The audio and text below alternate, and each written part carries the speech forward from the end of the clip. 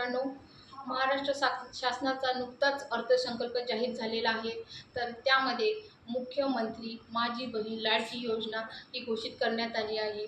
तर या योजनेबद्दल आणखी जाणून घेण्यासाठी आमच्या या विदर्भ कॉम्प्युटर एज्युकेशन चॅनलला आधी सबस्क्राईब करा. तर या योजनेबद्दल सोप्या भाषेत समजून घेऊया. तर यामध्ये वयोमर्यादा आहे 21 ते 60 वर्ष.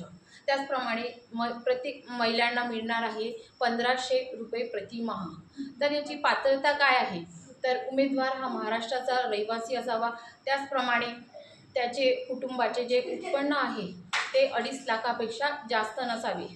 तर यासाठी कोणकोणती कागदपत्र लागते? तर यामध्ये डॉक्युमेंट्स तुम्हाला लागणार आहे.